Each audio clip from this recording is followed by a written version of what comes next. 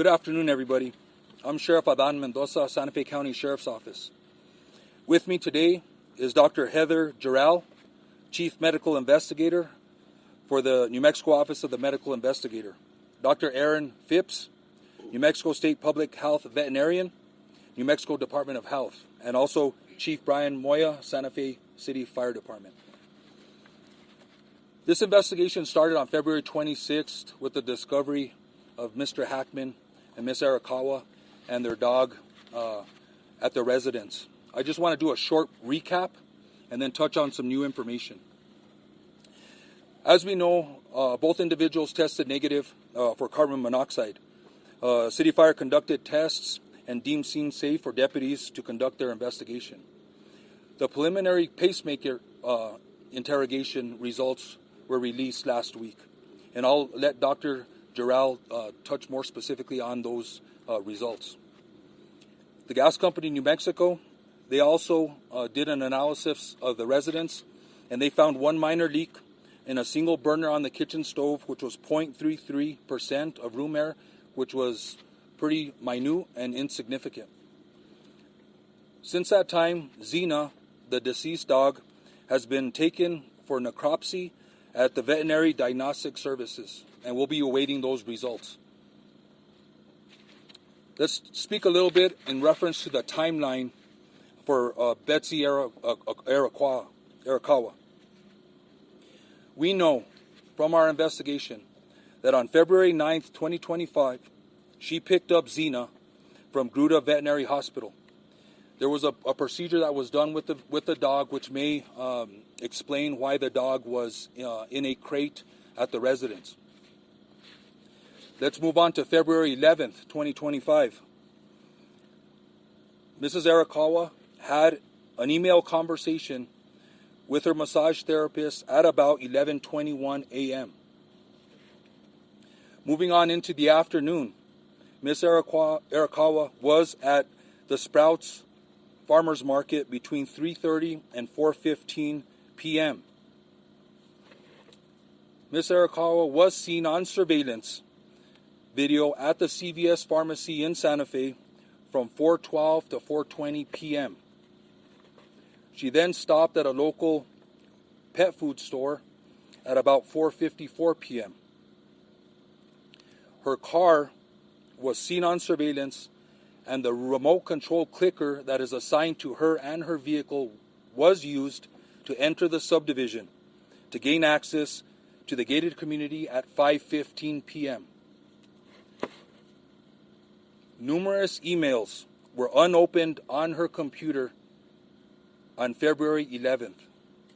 There was no additional outgoing communication from her or known activity after February 11th, 2025. The cell phone information and the cell phone data is pending. We're working with state police to get the information from those phones, but our investigation shows that all the last known communication and activity from Ms. Arakawa was on February 11th. I'm going to go ahead and turn over the podium to Dr. Jarrell. I would ask that everybody refrain from asking questions until everybody has provided their statements. I'll step up to the podium, and then we'll go ahead and field questions from the media. Thank you.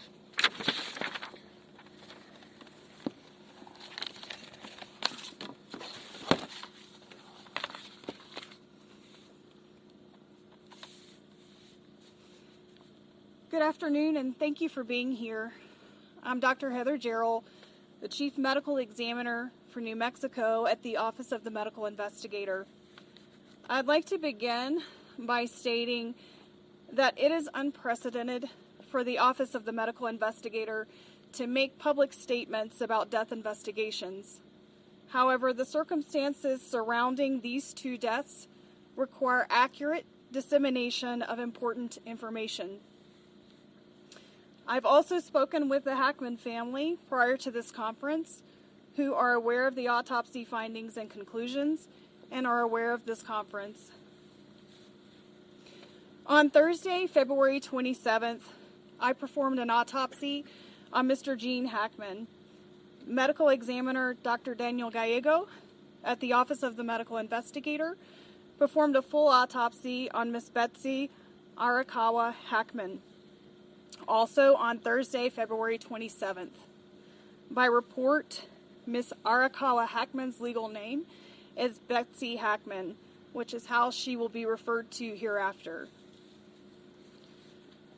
The cause of death for Miss Betsy Hackman, aged 65 years, is hantavirus pulmonary syndrome. The manner of death is natural. Autopsy examination and full-body postmortem CT demonstrated no findings of trauma internally or externally, with microscopic findings consistent with hantavirus pulmonary syndrome. Laboratory testing was positive for hantavirus at a clinical lab, with required confirmation testing positive at Scientific Laboratories Division. Testing for COVID-19, influenza, and other common respiratory viruses was negative. Testing for carbon monoxide was negative. There were no other significant natural disease findings. Pills present on scene were thyroid medication, which were being taken as prescribed and is not currently a concern for a contributory cause of death. The cause of death for Mr. Gene Hackman, aged 95 years, is hypertensive and atherosclerotic cardiovascular disease, with Alzheimer's disease as a significant contributory factor. Autopsy examination and a full-body postmortem CT examination demonstrated no acute findings of internal or external trauma and showed severe heart disease, including multiple surgical procedures involving the heart, evidence of prior heart attacks, and severe changes of the kidneys due to chronic high blood pressure. Examination of the brain showed advanced Alzheimer's disease, as well as blood vessel changes in the brain secondary to chronic high blood pressure. Laboratory testing performed at Scientific Laboratories Division was negative for COVID-19, influenza, and other common respiratory viruses. Testing for hantavirus was negative. Testing for carbon monoxide was negative. Additionally, there were no autopsy findings concerning for hantavirus infection. I have been asked when death occurred for these individuals. There is no reliable scientific method to accurately determine the exact time or date of death. Mr. Hackman's initial pacemaker data revealed cardiac activity on February 17th, with subsequent pacemaker interrogation demonstrating an abnormal rhythm of atrial fibrillation on February 18th, which was the last record of heart activity. Based on this information, it is reasonable to conclude that Mr. Hackman probably died around February 18th. Based on the circumstances, it is reasonable to conclude that Ms. Hackman passed away first, with February 11th being the last time that she was known to be alive. Lastly, clinically, hantavirus infection is characterized by flu-like symptoms consisting of fever, muscle aches, cough, sometimes vomiting and diarrhea that can progress to shortness of breath and cardiac or heart failure and lung failure. This occurs after a 1 to 8 week exposure to excrement from a primarily particular mouse species that carries hantavirus. The mortality of hantavirus, the mortality rate of the hantavirus strain in the Southwest is about 38 to 50%. The hantavirus strains in the United States are not transmissible from person to person. And so this is an appropriate time to segue to Dr. Aaron Phipps, the State Public Health Veterinarian with the New Mexico Department of Health. But before I do so, I'd like to kindly ask for everyone to please respect the privacy that Mr. Gene Hackman, Miss Betsy Hackman, and their family and friends deserve. Thank you.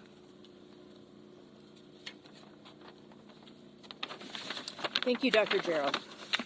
I will now provide additional information about hantaviruses in New Mexico. There are many different types of hantaviruses found worldwide. These viruses are zoonotic, meaning they are transmitted from animals to humans. Hantaviruses are carried by rodents. The hantavirus found in New Mexico, the sin nombre virus, is found throughout the state, primarily in deer mice, but in other rodents as well. Hantavirus pulmonary syndrome is a rare disease caused by hantaviruses, but a small number of human infections are found every year in New Mexico. Over the past 5 years, New Mexico has confirmed between 1 and 7 hantavirus infections in humans each year. Through the end of 2024, we have identified 136 infections over the past 50 years in New Mexico residents, 5 of these in Santa Fe County. This is a serious disease. 42% of these infections here in New Mexico were fatal. Most transmission occurs around the patient's residence or workplace, and the New Mexico Department of Health typically conducts an environmental investigation at the residence of all hantavirus cases in our jurisdiction. This can help identify specific areas that may pose higher risk, providing insight into where transmission may have occurred and how to prevent future infections. On March 5th, the New Mexico Department of Health staff conducted a risk assessment of the property, including the main residence as well as other structures on the property. This was critically important to address concerns about health risks to first responders, as well as to inform any prevention measures needed to protect the family and other individuals entering the property in the future.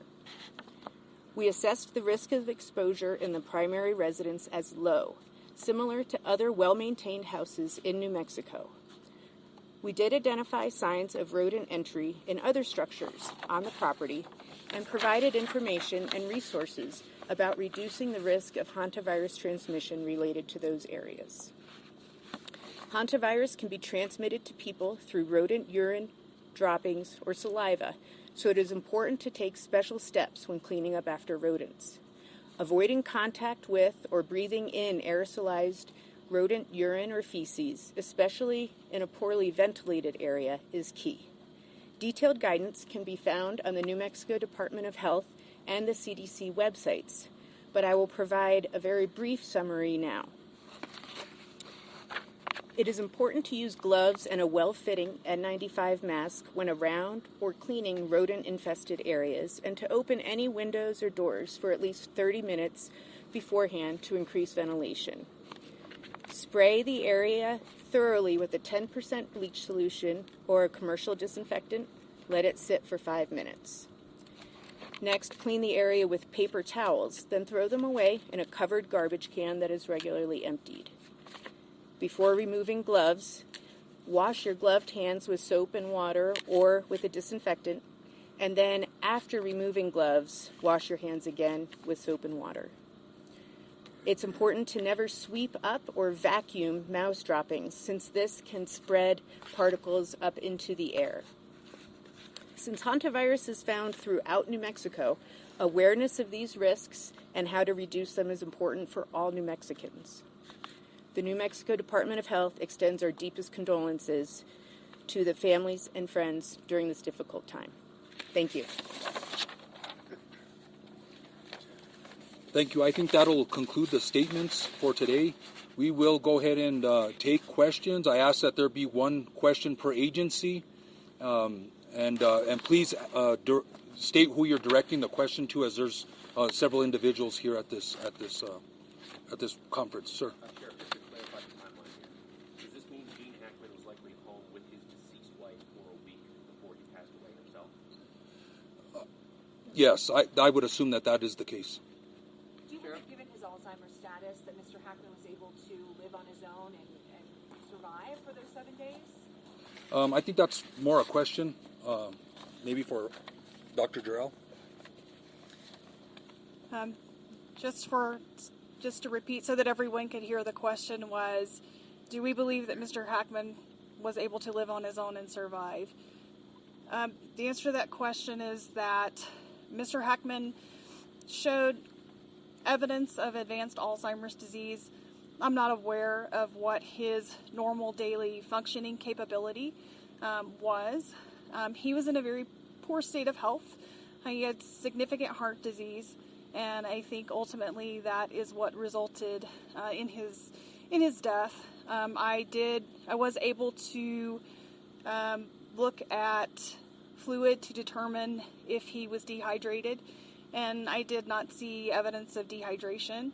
I did see evidence of very poor kidney function, and I think he died as a result of his heart disease and with Alzheimer's being that contributing factor. What about starvation?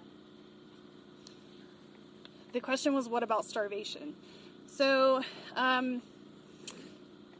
there was no food in his stomach, which means he had not eaten recently, but he had also no evidence of dehydration.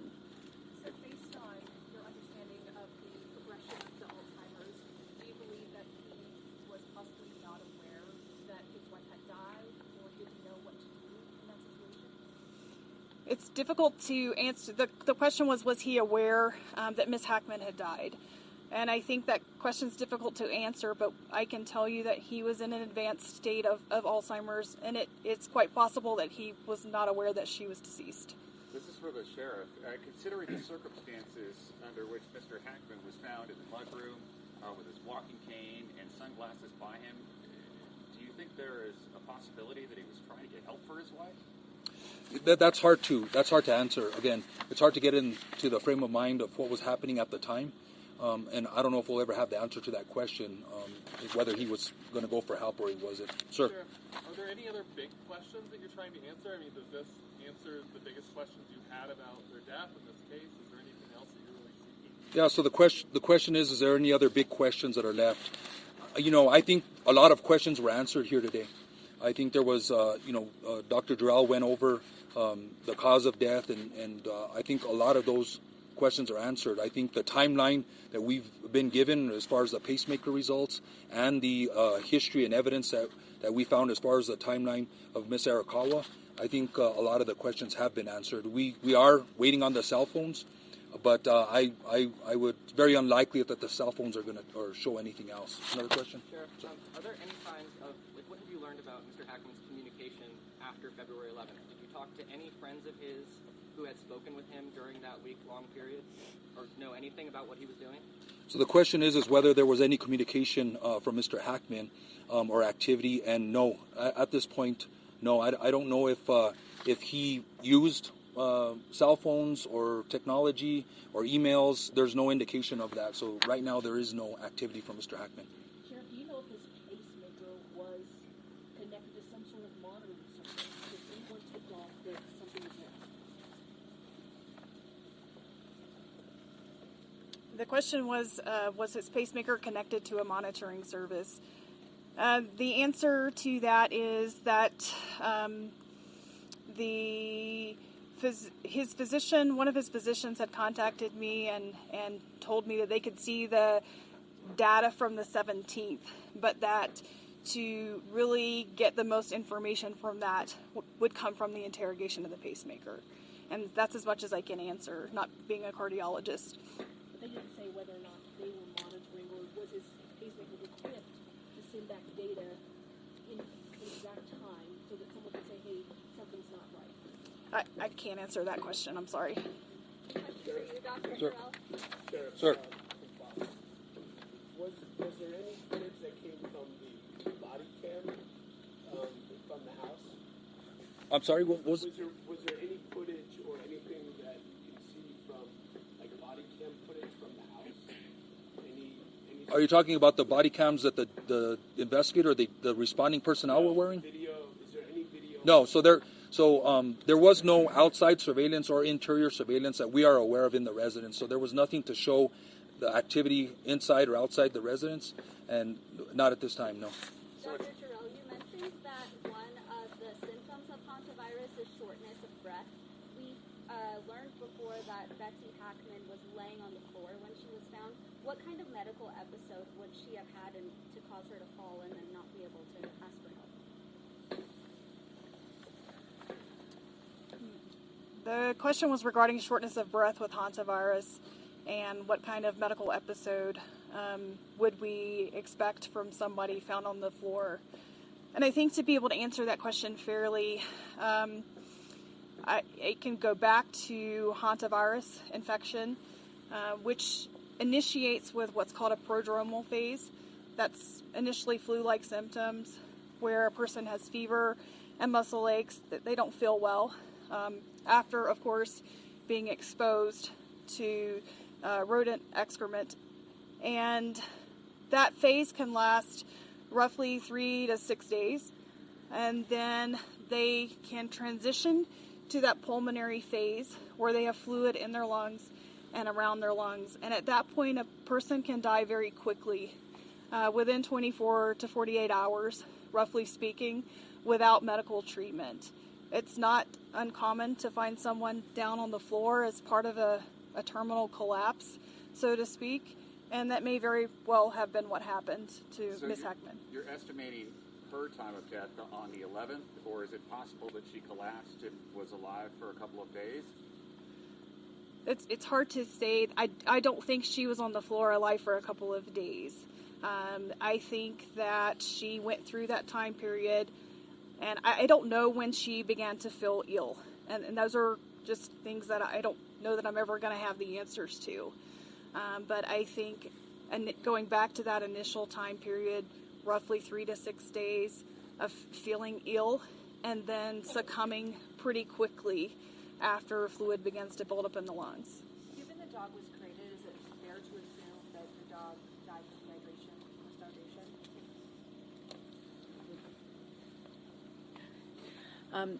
I don't think we know the answer to that. However, given the timelines presented, it is a possibility. Is it possible the dog has the hantavirus? Dogs do not get sick from hantavirus. Sir. You mentioned that Betsy Hackman went to a pharmacy. You know if she consulted with a pharmacist or what medications she went The question was if we knew on Betsy's visit to the pharmacy if there was some medication or if she consulted with a pharmacist. We don't have that information, and I'm not sure that we can get that information due to HIPAA laws, but we don't have that information right now. Sir.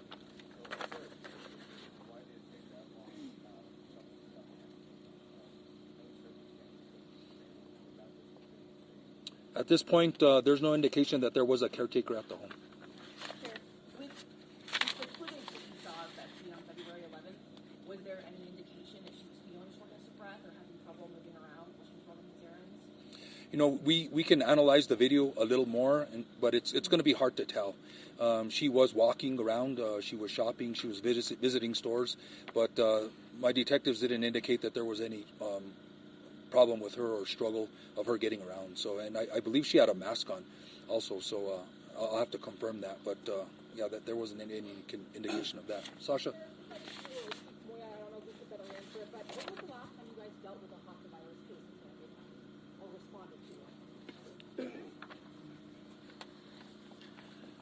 it? Yeah, the question was last time the city of Santa Fe or the county dealt with a hantavirus case. I think we're going to have to look into that. I'll get back to you. I would have to do some data before we pull that Have you had any information. communication with the CDC? Is there a concern about a bigger public health issue here when it comes to hantavirus? The CDC is aware of this case. Hantavirus is a notifiable condition nationally. All hantavirus cases are notified to them. This is not an unusual case. We get cases every year, unfortunately. So we're not seeing any indications of any abnormal or unusual patterns. Dr. Jarrell? We'll go ahead and take 2 more questions, and then we'll wrap this up. Is there anybody that hasn't asked a question yet? Sir.